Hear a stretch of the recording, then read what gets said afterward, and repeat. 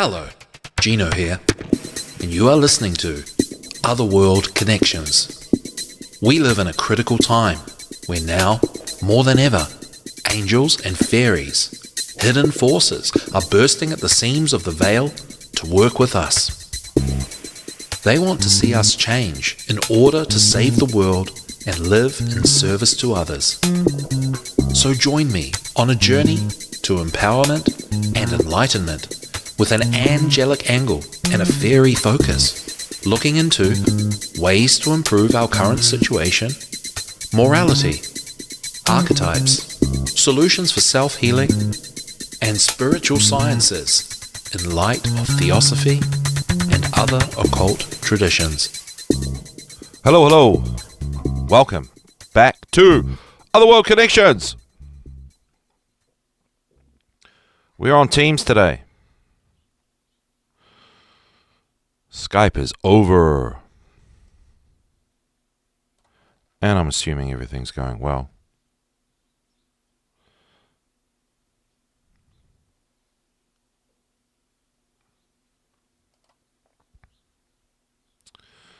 So yes. Just one moment.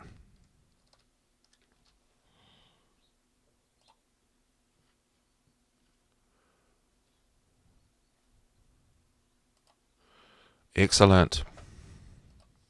So yeah, thank you for tuning into Revolution.radio. It's the #1 listener supported internet radio station.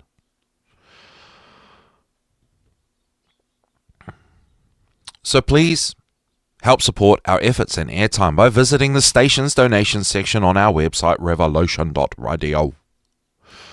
You can donate through Patreon, snail mail.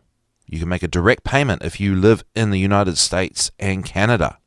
The 51st state, just kidding. I don't know anything about that. Cryptocurrency, while it's still a thing, before the supercomputers figure it out and destroy it. You can use DonorBox, an international alternative to PayPal, yay. And you can consider advertising your wares or services, as long as they're genuine and honest, you people in the truth movement. That's why it's called the truth movement. So if you're selling something humbly and honestly, providing something in good spirit, in righteous service to others, consider advertising on the Revolution.radio homepage for the paltry sum of $25 a month. Now, that's a lot of eyes on that, by the way. You're going to get at least 7 or 8 eyes on that a month. Just kidding. There's going to be heaps. Oh, my goodness. Just a reminder that you can find the link to anything I read or refer to during the show in the description of the episode once it's published on my website, thesecretkindergarten.com, and it's thesecretkindergarten.com because I do everything for the kids, really. Okay. Because growing up's, well, prayer. Yep. So, all my channels on YouTube, otherworldconnections.substack.com. I don't know. I don't even know why I'm, Julia actually does the uploading for me, and I don't know why. I think we just go on Odyssey, and that's it. I don't know. It feels like buying like 5 lotto tickets for something that, I don't know. It's not really gonna do anything. But the main thing is not to fall into the YouTube trap of serving the algorithm. But the algorithm comes to find you, just like it does on Substack. Substack's like changed. So anyway, we are working on real 3D reality, spiritual connection, that's a new word, with nature here on Otherworld Connections. We are looking for this reciprocation to building up our spiritual side. And at the moment we're doing a series on saving the bees. Save the bees to save ourselves, and we're continuing to look at The 2019 book by Sally Coulthard, 50 Ways to Help Save the Bees. I thought I would have read all of this last week, but we only got up to the 20th or the 21st. Way to help save the bees. And we're just going to pay... What I'm getting out of this is I'm paying service. I'm paying my mind and attention to the little bees. And my friend Inika, I couldn't find the comment this morning. She posted a comment on a YouTube publication of, I think, the last episode. Excuse me. Oh, my goodness. And she said, getting a beehive in New York State, I think just out of New York State, or at least in the nice place where you could get bees, maybe have a little bit of a, maybe a farm or a lifestyle property, I don't know, something like that. Obviously out of the city, right? The city. She said it's very doable to get some bees, and she was at a social gathering very recently, and they were talking about bees, and there's a little bit of cloak and dagger going on. You have to go in the middle of the night to get your beehive from a beekeeper, and he's got a headlamp on and a clipboard and your name there and ticking boxes and checking things off, and you got to be all careful and quiet to take the hive, and it's kind of like kidnapping. Formalized kidnapping, but I think that's just testament to the spirit in the beehive, the spirit of the bees. So that was a nice comment. So thank you, Annika. Rightio. Let's look at the 50 ways to help save the bees. Number 21, put up extra bird boxes. Tree bees are well known for squatting in abandoned bird boxes, as more and more wildlife competes for limited resources around towns and cities. There have been incidents of bees and wild birds such as blue tits competing for somewhere to nest. Help both the birds and the bees by putting up multiple bird boxes in different locations around your garden. That way, there should be enough nesting sites to go around. Now, when you do that, you're going to see that it takes, dare I say, maybe it's my neuroticism, that it takes a little bit of courage to do that. Because you might have a lot of things that are very suitable for bees. You start putting them up around your garden, you start to look a little bit like a crazy person. I had all these leftover cinder blocks and a failed concrete table project. And I fashioned it all into a stand, and someone came round to visit and said, "What pagan madness is this?" And I thought, that's fantastic. But, it's on display. People drive past and they slow down and they look at it and they're like, what the heck is that? It looks like some quote-unquote pagan madness. Are there bees in it? No. Julia saw a bird in it once. But hey, this is adding to my theory of the garden is the key, the flowers are the key for you and for the birds and the da-da-da-da-da. And then I think the bird boxes, well, I think it's more of a aesthetic thing, dare I say. But here in New Zealand, it's just, yeah. If you're afraid of birds, don't go to New Zealand. That's what I'm saying. And, New Zealand has a lot of birds, guys. Here's the bird boxes on the picture of the book. All right. Build a bee drinker. Okay. We're still learning lots about how honeybees use water. One of the things we do know, however, is how important water is in helping to cool the hive. When the weather fluctuates, the temperature inside the hive needs to be consistent. On hot, sunny days, certain worker bees are tasked with collecting water. These water carriers fly out of the hive, fill their bellies with water, come home and regurgitate the water, and other worker bees fan the water to help it evaporate, like a natural air conditioning system.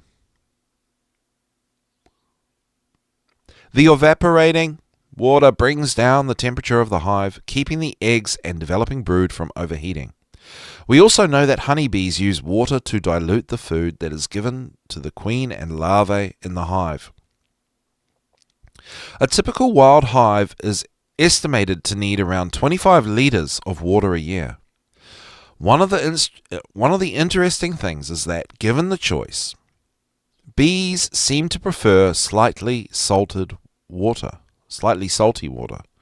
The nutrients in salty water might be essential for the developing brood of honeybees, but researchers have also seen solitary bees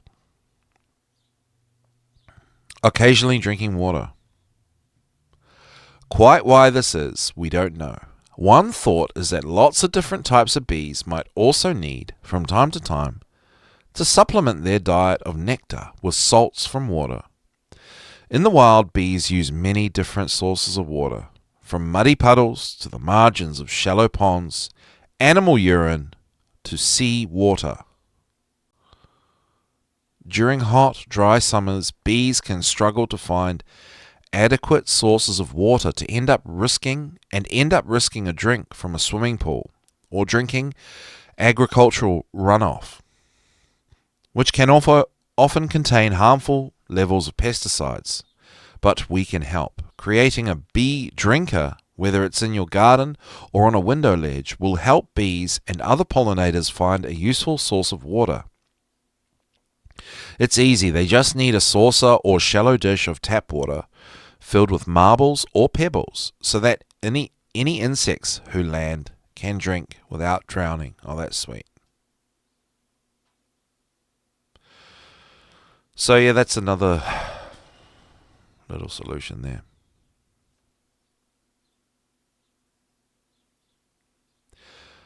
And there's an image here on the video.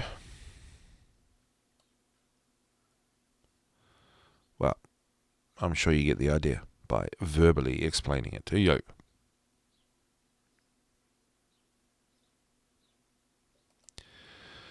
Bees need to be able to get close to a source of water without risk of falling in, preferring to drink from wet surfaces rather than deep pools of water.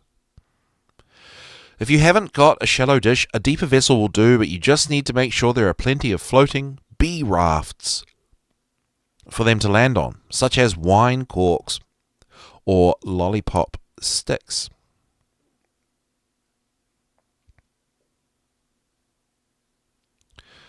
Just keep topping up as the water level drops. If you have space, create a wild pond. That'll support lots of different wildlife, including bees. Oh, if there were enough hours in the day. Oh, look at this. Number 23. Buy neonicotinoid-free bulbs. Never heard of this. One of the ironies of gardening for bees is that some of the very plants we choose to help bees might be harming them. There's been some concern that many conventionally grown bulbs are sprayed with neonicotinoids.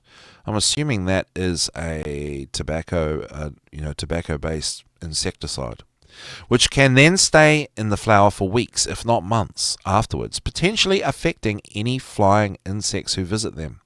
There's a growing number of companies who provide zero pesticide bulbs, and I want to just say that I think the bees teach us about how sensitive they are and how sensitive things are, right?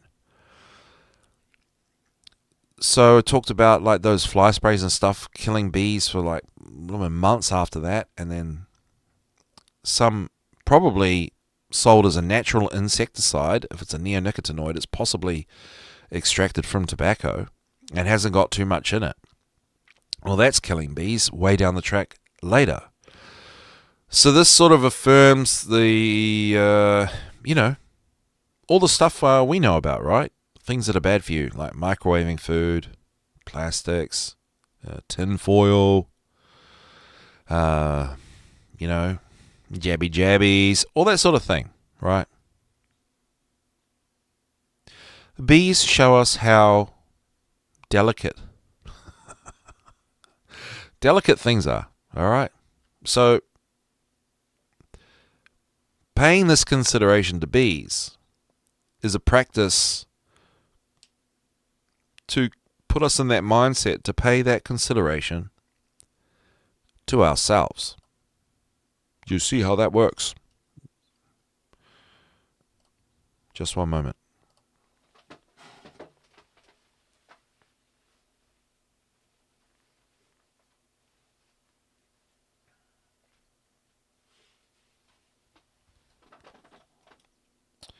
Oh, excuse me.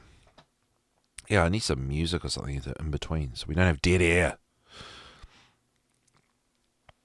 Right, let's have a look down here.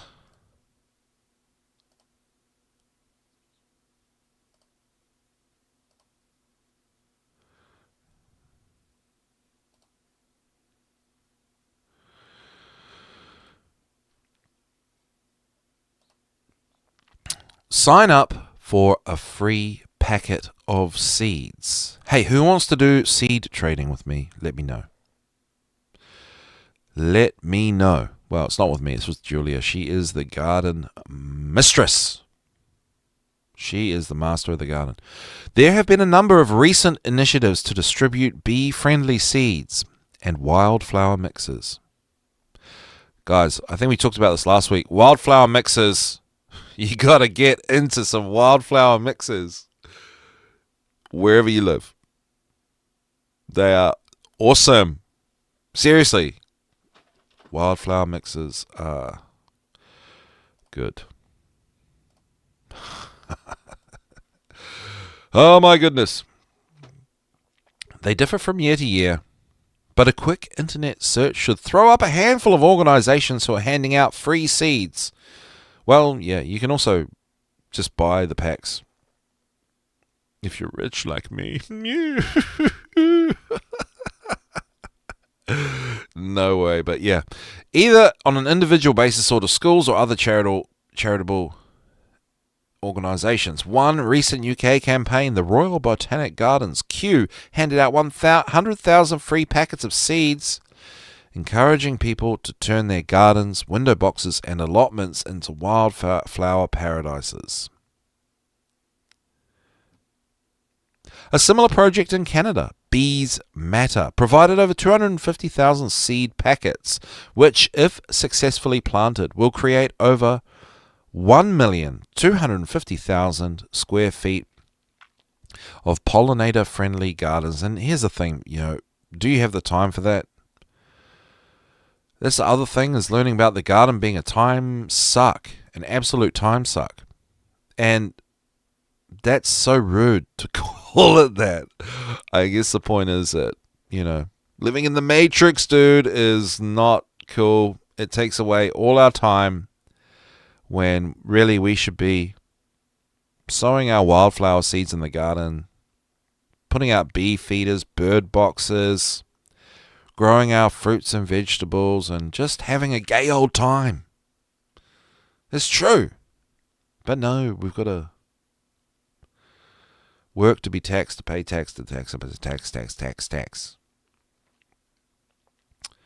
All right. So, wildflower seeds. Yes. And, okay, good thing is if you get free ones, you just, Johnny Appleseed, you just chuck them around. Chuck them around. They make everything look beautiful. All right. Ditch the pesticides. Okay, so let me tell you. You want salt, water. Well, obviously you want water. Salt, dishwashing liquid, and vinegar. Check it out online.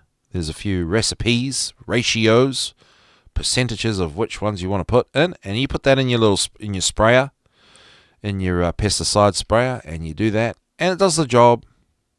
Okay, it's not super cheap, but it depends where you live. I think if you're in the US of A, that would be very cheap.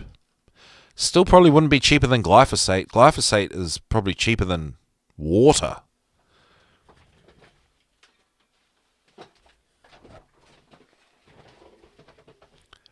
Glyphosate's probably one of the blooming cheapest products out there.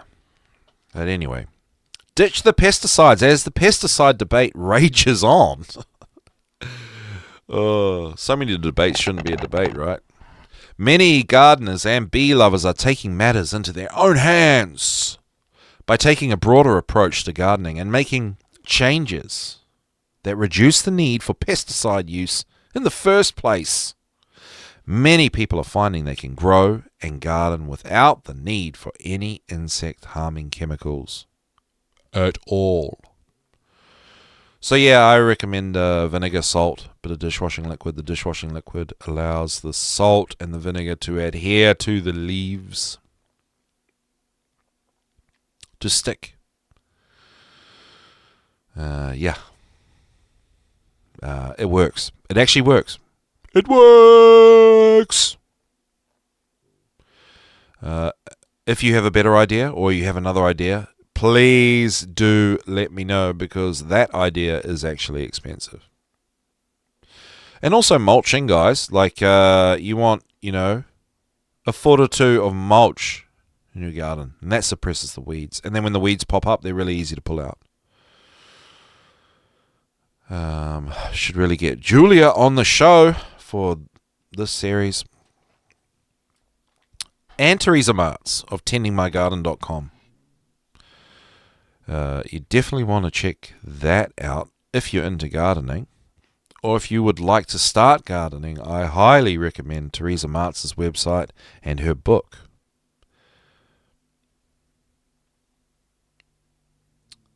So yeah, her website is tendingmygarden.com.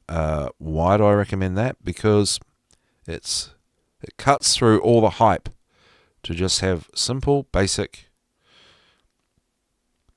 effective, successful garden setups without all the fancy, without the dogmatic, fancy religious aspects to the gardening scene. Oh dear. Companion planting. Create plant relationships that mutually benefit each other, protect crops from pests, and improve pollination. Onions, leeks, and chives, for example, are thought to discourage carrot fly and aphids. Nasturtiums are regularly planted with brassicas to entice caterpillars away, while mint is traditionally used to deter flea beetles, carrot fly, and aphids. Crop rotation. Yes. Crop rotation is necessary, is recommended. And you can find out about that on tendingmygarden.com. By moving your vegetable crop around a lot, around a plot, and around a lot, and planting according to a rotational plan, you not only improve soil fertility and weed control, but crucially, you can reduce the buildup of spores, eggs, and pests in the soil.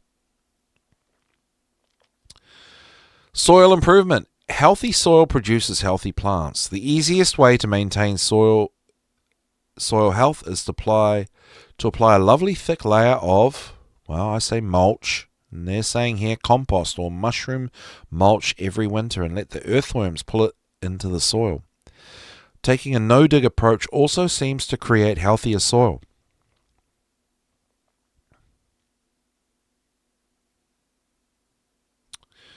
Yes, but I would say, again, go to tendingmygarden.com. Teresa Martz has the best way to deal with all that, because once you start getting into the dogma about, you shouldn't dig and that sort of thing, you start making life really hard for yourself, and nature recovers. Anyway, Teresa Martz, you set up your garden, you got to dig, right? Because you got to make a garden, okay? So she's got a strategy for digging the first time and the only time that you really dig. And then it starts to take care of itself because of the mulching. A thick layer of mulch on top. Anyway. Oh, my stomach's grumbling. I am already hungry. It's so early in the morning. All right. Native gardening. Rather than setting yourself and nature an uphill task, choose plants that are suited to your soil, your site, and your local climate. Plants that struggle to grow will also struggle to fight off pests and diseases.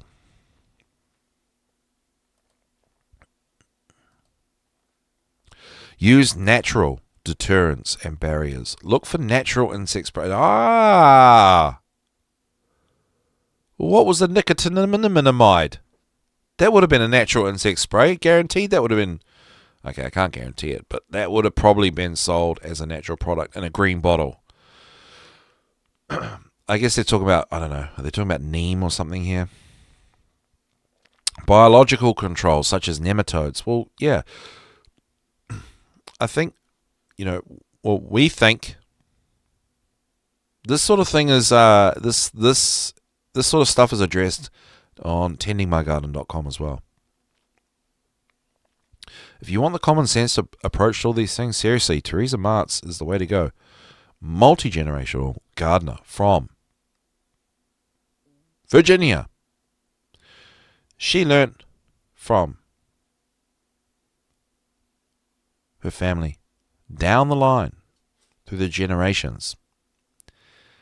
It's an traditional way to garden. And we believe here that these things usually take care of themselves eventually. Having pests and stuff like that. Bees are the key. Wasps are key as well. Wasps do a lot of control. We haven't figured out what controls those white butterflies, which are pretty pesty. And of course, slugs. Oh my gosh. I mean, other than birds and stuff, but there are a lot of birds in New Zealand. There aren't enough birds for the slugs to control the slugs. All right, number 26. Don't water in full sun. Okay, you're supposed to water early in the morning or at sunset. All right?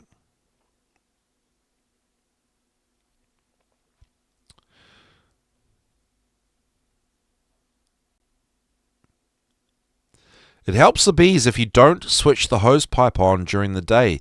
Bees tend to fly during the warmest hours of the day. And they can get caught out by a sudden sprinkler or a blast of the hose. Okay, so that's very considerate. Oh.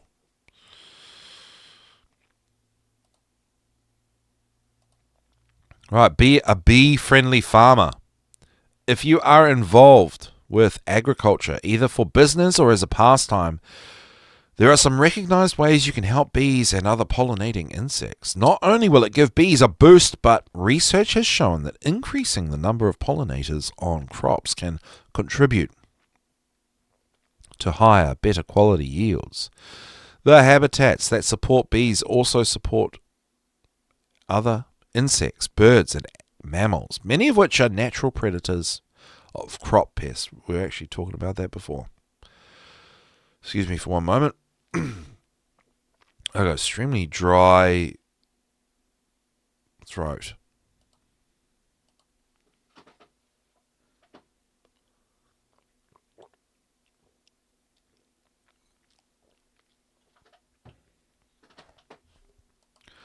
All right, hopefully that worked.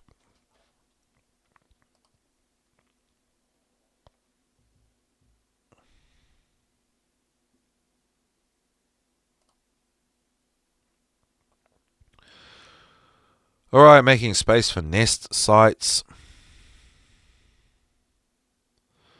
Intensively farmed landscapes don't offer many opportunities for nest building. Bees like untilled grass, grassy thickets, dead wood, leaf litter, small... See? Untidy gardens. Oh. And farmers can help by reducing the use of insecticides and herbicides. Using less toxic alternatives. Yeah, good luck with that. Getting the farmers on board with that. Number 28, leave some bare ground. My point is about good luck with the farmers. I mean, what are farmers doing there? Oftentimes they're not killing the cattle, right? They're not killing the sheep or the cows, but oftentimes they do because cows try to escape, get caught up in something. Same with the sheep or a dog or other predator, bites off the leg of a sheep or something. And then the farmer has to kill. So, and, the farmers are doing these things for death, right? I'm sorry, they are. There's, the things going to get killed. It's true. And my point is, you think they're going to give a hoot about some bees? It'd be good if they did. I'm not saying all farmers are like that, but, I got a comment here.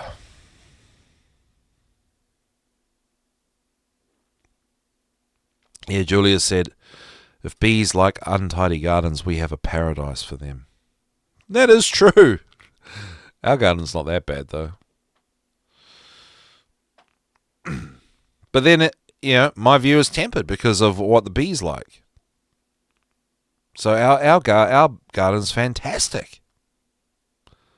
It's so good just going outside and there's bees around everywhere. It's awesome.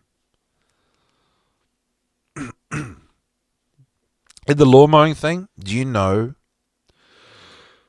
Excuse me, really got a dry throat, my goodness. That's why I didn't do secret kindergarten on Sunday. Well, it's the season, right?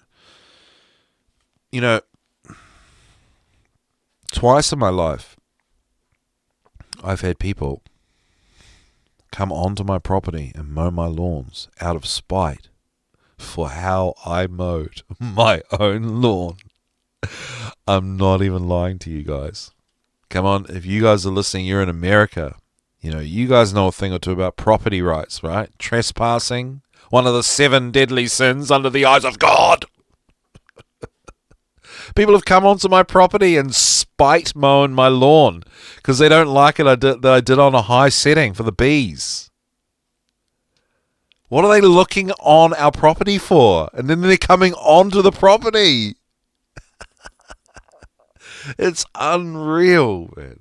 People are obsessed with mowing lawns. What is mowing a lawn? It's just killing little blades of grass. And that's not why I don't mow the lawn, because of poor little blades of grass. It's for the bees, man. Unbelievable. Can you believe that? And this is New Zealand. This isn't like some gated community haven. It's just, we've got all the problems in bad countries and then some. Like everywhere. Anyway, I just can't believe it. There's some weird spell that we get put under with mowing lawns. There is.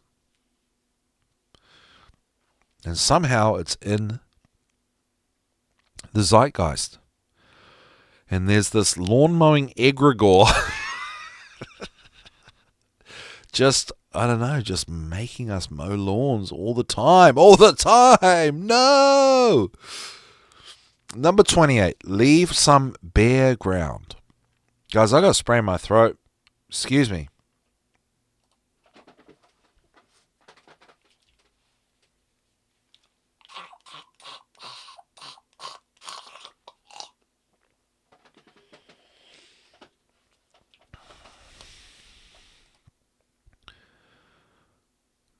Oh, I did that off camera. properly. There you go. So I'm not such a vegan after all, am I? Properly throat spray. You know what properly is? It's probably something that the bees vomited up. I can't remember, but I should remember. Come on, let's go. We're going to go look. We've read about properly probably about 4 times in the last 3 weeks.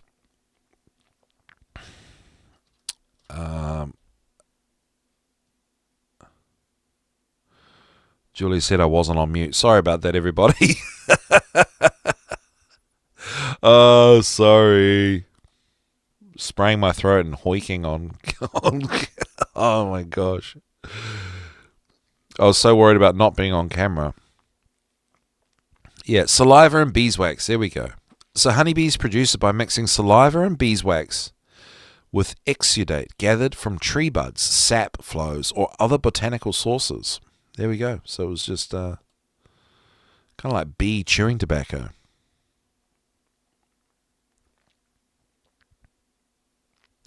Bees seal the beehive with propolis to protect the colony from the elements such as rain and cold winter drafts. Oh, there you go. So it's just one of the many things that they chew up and spit out. Okay.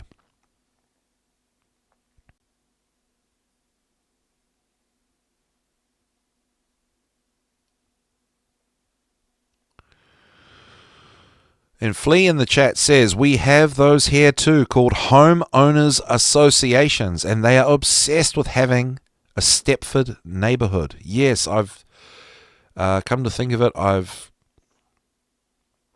think I recently watched a prank on something. Someone claiming to be a homeowners association, and I hear their sticklers about things like when you put the rubbish bin out and what your rubbish bin looks like out on the street and where you should put it and da-da-da-da-da. And yeah, Stepford neighborhood. Me no like Stepford neighborhood. Me disagree. Oh, thanks, Flea. Thank you for making my show engaging. Yeah, homeowners associations, yeah. So in New Zealand, we don't need homeowners associations. That's how bad it is down here. You don't need a homeowners association. People just, in their mind, are subscribed to a homeowners association. They just take it on board themselves. I remember some guy with a walkie-talkie questioning me about what I was doing. And it's like, dude, I'm just going for a walk. And this guy's just no one. He's just someone with a walkie-talkie. But I mean, at the same time, I mean, this is why crime is bad, because his house probably got robbed and he was very resentful and he just started to take it on himself to be some homeowners association vigilante with a walkie-talkie, like as if the walkie-talkie gave him any power over me.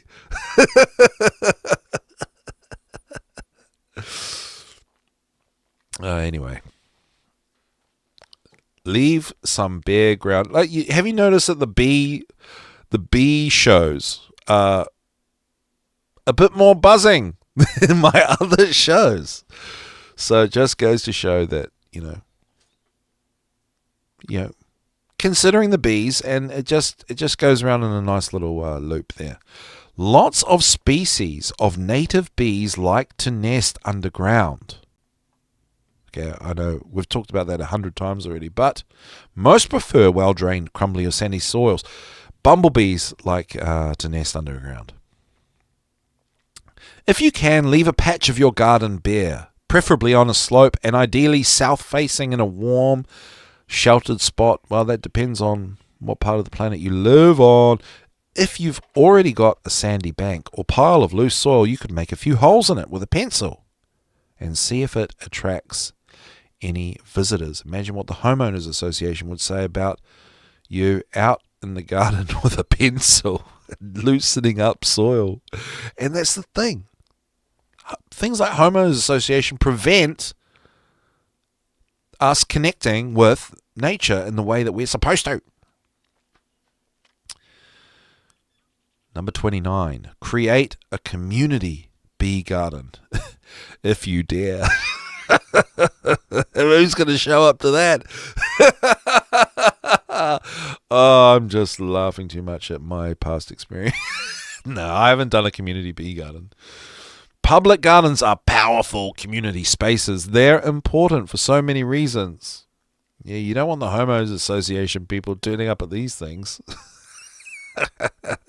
I reckon you should create a community bee garden, and on the first moment people start to show up, light a big fat doobie.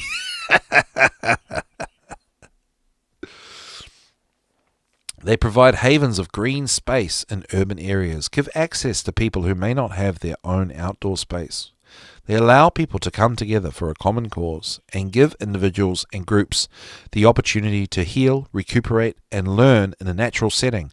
And I will say that, if you are community-minded and you're very outgoing and, you're blessed with being able to suffer the people, generally, councils and stuff, they love these sorts of ideas because, someone like you will make them look less evil. And you can do that like that. I think that's a good compromise because what you're doing is purely for the bees. And so the bees find a way to break through the institutions to get their stuff going. I don't know if you get what I mean, but it is pretty cool that you can get government and council help to do bee projects. You can.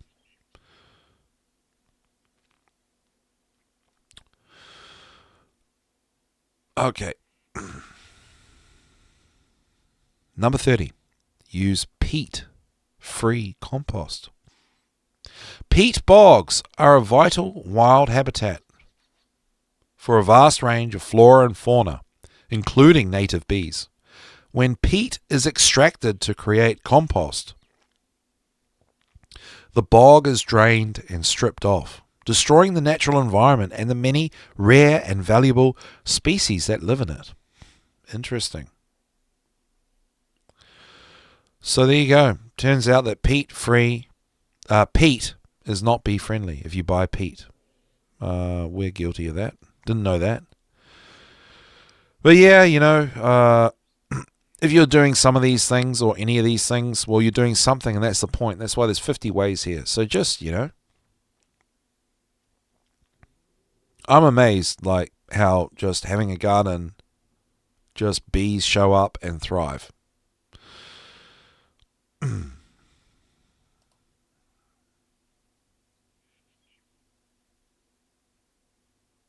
Flea was wondering, if you smoke a doobie and blow the smoke into the nest, do the bees get high too? Very good question. I don't know. I never tried it, but I know they use smoke in beekeeping, right? To smoke out the bees. Yeah, maybe they get smoked out in another way. Oh, number 31, green up your shed. Garden buildings are hugely popular, but they have one big drawback. They take up space. This is getting a bit out of hand, guys. They take up space. This is becoming Agenda 2030 here. Everything is taking up space.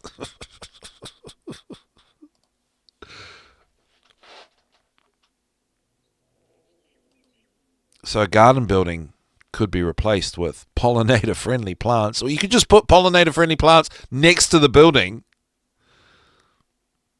It's only a shed. It's not like a monolith, thing that the bees can't get around. While this might not be an issue in a generous garden, urban spaces are often squeezed for green space. Well, you need a garden shed if you've got a green space. And if somehow you don't, then great, you don't.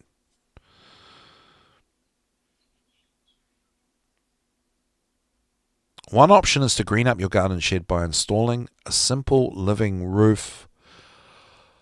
I am intrigued by the living roof concept. Never done it, but I went to the Auckland Botanical Gardens, Auckland, New Zealand, and a couple of the spaces, the public toilets and a couple other spaces had living roofs. And boy, oh boy, was it insulated. I went there in the summer, and boy, oh boy, under one of those living roofs, it was cool as a cucumber. It was really impressive, and I never felt anything like that. Usually going under a roof in New Zealand, it's a corrugated iron roof, and it's going to be hot, and you're just used to it. And I was like, whoa, this is like air conditioned or something. No, just had a living roof. Not only are green roofs brilliant at attracting insects, such as bees and butterflies, they can also benefit your outdoor living space in other ways. Adding more plants will help improve air quality, extend the roof life of your shed, reduce rainwater runoff, and even absorb sunlight, keeping the interior of your garden retreat nice and cool in summer. I think this is probably more achievable in the USA. Guys, you have excellent quality resources and products, I'm telling you, from what I've looked at online. If I want to learn how to do something and I go online and you see an American video showing you how to do it, I probably can't do it here. The quality of your stuff, like wood, everything is, trust me guys, it's good. I don't know if it's cheap, but it's probably cheaper than here too. Alright, so green roof.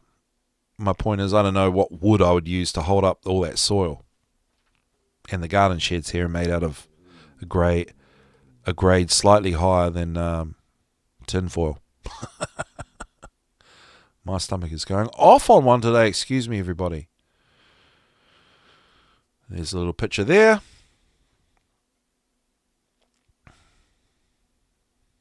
All right. Number 32. Build a window box for bees. Even if you don't have an outside space, you can still help bees by planting a window box full of pollen and nectar-rich flowers.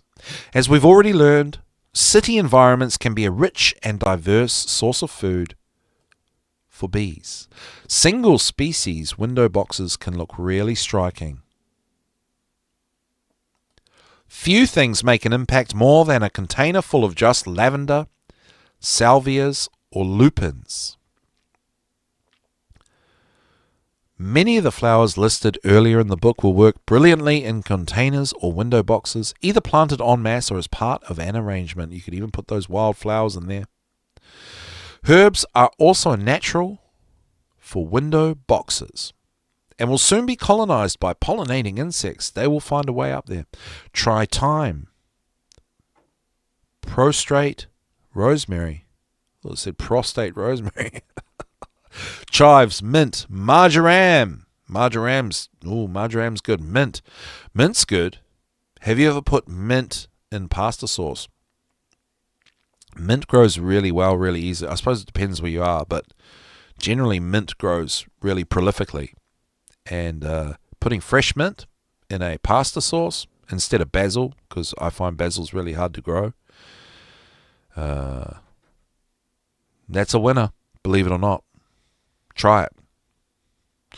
If you want a window box that will attract a range of bees, or that includes more than one plant species, there are some easy rules to follow that can help you create something that's both beautiful and useful for pollinators. Stick to 3 plants. Go for colors that sit next to each other on the color wheel. Choose plants that have different forms. Mix together something that creates height or spikes of interest. Work out what flowers simultaneously. You need everything to look good at the same time. For example,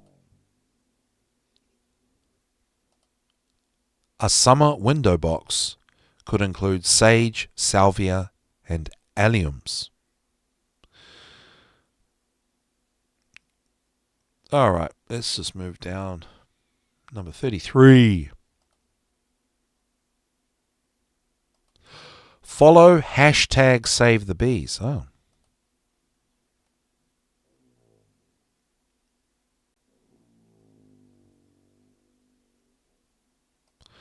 There are current campaigns, gardening for bees, scientific research, projects to help pollinators, and bee champions across the world. So, following hashtag Save the Bees, you find Save the Bees. People that are considerate of the bees.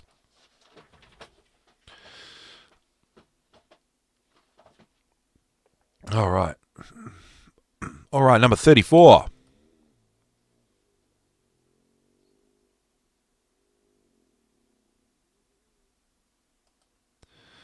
Campaign for bees. There are dozens of motivated, well-informed conservation groups who need your support and help. Whether you simply join and donate every month or get involved at a grassroots level, campaigning for bees and other pollinating insects does make a difference.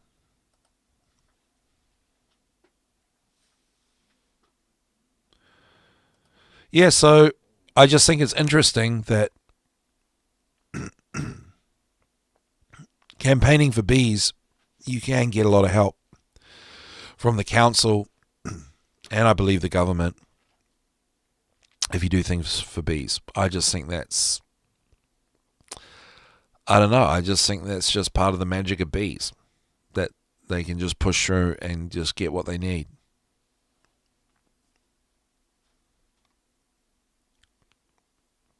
I don't recommend governments at all.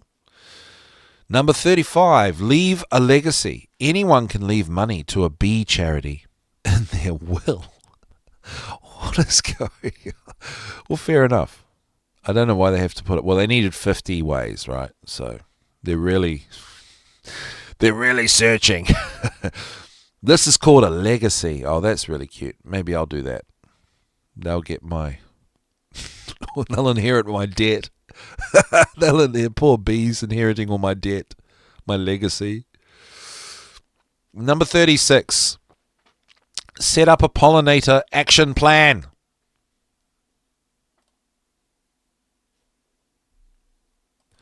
One of the most direct ways you can help bees is to get your council to develop its own pollinator action plan. They also have significant power. There's my stomach grumbling again. I probably shouldn't have done the show today, but I didn't want to take too much time off. My mind gets ahead of my body.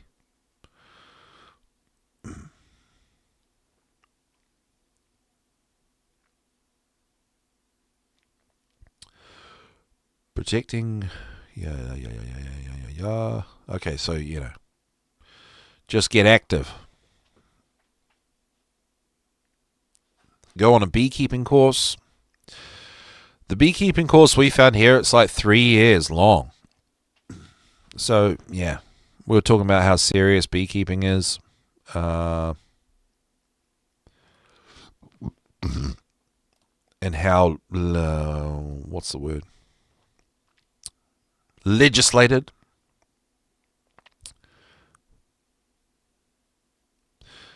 Pat Rabbit in the chat says, bees are cool. Lots of bee emojis going on in the... And Daveski said the bees... Oh, answering Flea's question, if you smoke a doobie and blow the smoke into the nest, do the bees get high? The bees would break out in hives. That's really clever. I actually, to be honest, Daveski, I'm a bit slow off the bat today. I had to read that twice. Great, turn that into a joke. Pat Rabbit says, bees are cool. Sinatra said, doobie doobie doo. And there we go. Well, that's it for another edition of Save the Bees to Save Ourselves here on Otherworld Connections. I'm having fun with this, so we're going to keep going on that next week. Thanks so much. Much love, everyone. Take care. Thanks to all you guys in the chat. Appreciate it. See you later.